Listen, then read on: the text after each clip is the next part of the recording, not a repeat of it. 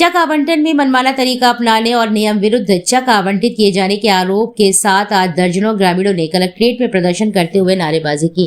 Bharatiya Janata party के वरिष्ठ नेता और पूर्व विधायक केपी राजपूत व छत्रपाल सिंह आदि के नेतृत्व में कलेक्ट्रेट पहुंचे दर्जनों ग्रामीणों ने जिलाधिकारी के नाम संबोधित शिकायती पत्र देते हुए बताया कि ग्राम हीरापुर में इस समय चकबंदी प्रक्रिया चल रही है। सहायक चकबंदी स्तर पर चक्रों का आवंटन किया जा रहा है। गाँव में नियमों के विरुद्ध सभी काश्तकारों की मूल जोत से हटकर उसे अचक भूमि पर चक प्रदर्शित किया जा रहा है, जबकि वह भूमि उनके कब्जे में भी नहीं है।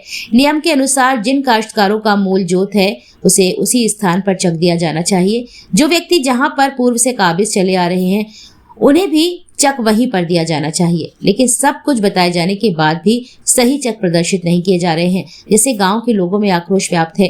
ग्रामीणों का कहना है कि सहायक चकबंदी अधिकारी के द्वारा जारी किए जा रहे आकार पत्र में भी आराजी व रकबा संबंधी त्रुटियां हैं। चकबंदी विभाग के अधिकारी किसी की भी बात सुनने के लिए तैयार नहीं है। सेक्टर मार्ग के रास्ते जहाँ बनाए जाने चाहिए थे वहाँ नहीं बनाए गए हैं। यहाँ तक कि सैनिक क्षेत्र व जल भराव की भूमि में भी चक का आवंटन किया गया है।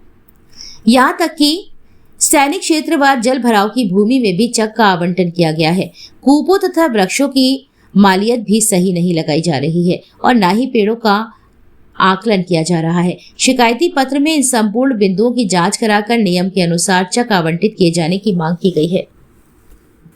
अभी तक के लिए हमें उन्होंने जो आश्वासन दिया, जो चकबंदी चल रही थी, बीच बीच में उन्होंने मीटिंगें लेते रहे, वो हमें आश्वासन देते रहे। किसान हमारा इतना होशियार नहीं है कि किसका घाटा कहाँ है, किसका रकबा क्या है। उनका घाटा जो है 1004 में है, उसे जो है 448 में दिया गया है, जबकि उसका वहाँ किसान का कोई अंश भी नहीं है। वैसे चकबंदी प्रक्रिया में ये होता है, किसान का जहाँ घाटा होता है अंश उसका वही होता है कि मेरा नंबर ये है, मुझे उसी में चक मिलना चाहिए, लेकिन ऐसा किसी भी किसान को नहीं हुआ है। कुछ लोगों के साथ कूप नहीं मिले हैं, बोर नहीं मिला है, चक रोड नहीं सही है, पेड़ भी जो है ना मुआवजा मिल रहा है किसी को। सुनील कुमार, प्रधान हीरापुर। हम लोग चाहते हैं कि हमारे हीरापुर में सही तरीके से चकबंदी हो। जो किसानों की गलत जगह दी गई है वो सही जगह दी जाए, और जो कुएं की कीमत 30,000 है, आज के टाइम में कम से 8 लाख रुपए कीमत आती है, और जो किसान बिल्कुल ऐसी टोरिया में पहुंच गए हैं और किसी को तालब में भेज दिया है, तो ये गलत तरीके से कर रहे हैं। गलत तरीके से चकबंदी कर रहे हैं। कितना समय हो गया होगा? लगभग हीरापुर में चकबंदी 18 साल से चल रही है। 18 से चल रही है, तो इसमें पूरे गांव वाले सहयोग भी कर रहे थे। प्रधान है, अभी तक इसको और कहीं आवाज उठाई आपने इसकी?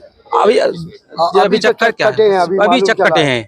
अभी जानकारी सब किसानों को अभी मिली इस चीज की। अगर आपकी बात नहीं मानी जाती तो आगे का भी इसकी बात नहीं मांगे जाए तो हम आगे जाके बढ़ेंगे, मंत्री जी के पास जाएंगे, कोर्ट में जाएंगे।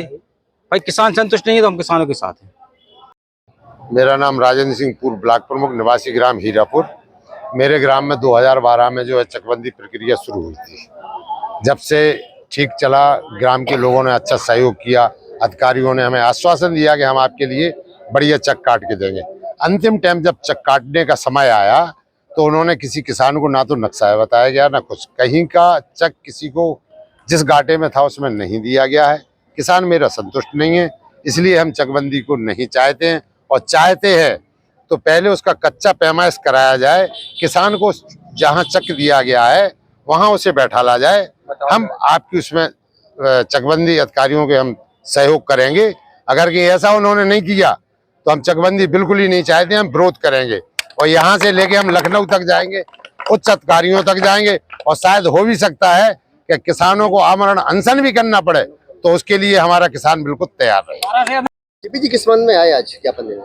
आज हमारे बमीना ब्लॉक के हीरापुर गांव में चकबंदी हो रही है, और उस चकबंदी में हमारे जो किसान हैं उनके खेतों को, जहां उनके खेत नहीं है उन खेतों को से हटा करके दूसरी जगह भेजा जा रहा है। जहां उनके कुएं हैं उन कुओं से हटाकर दूसरी जगह भेजा जा रहा है।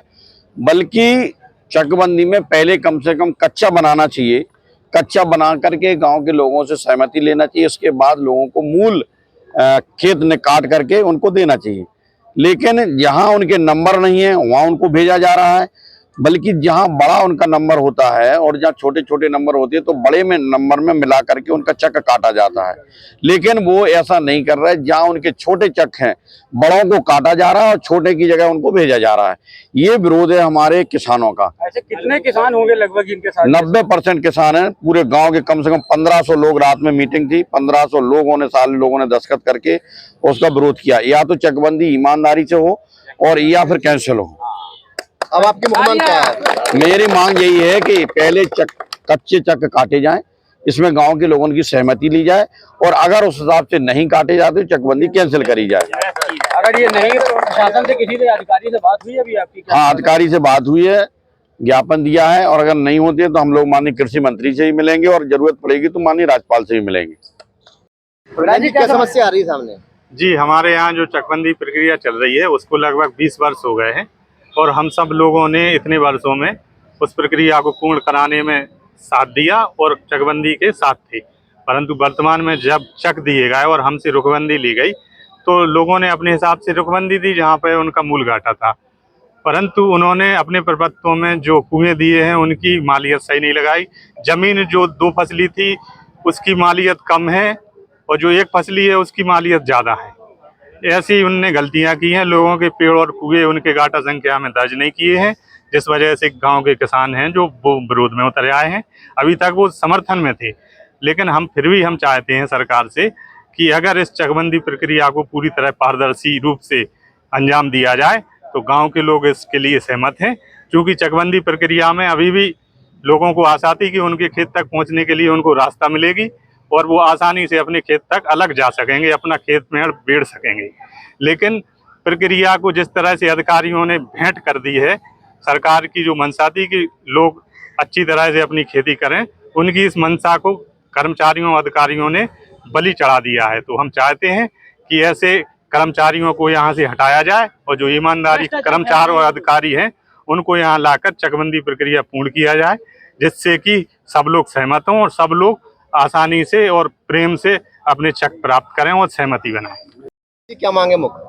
मांग ये है कि किसानों को न्याय मिले, चकबंदी सही तरीके से, जैसे विधायक जी ने भी बोला है, चकबंदी सही तरीके से हो, नहीं तो चकबंदी कैंसिल हो।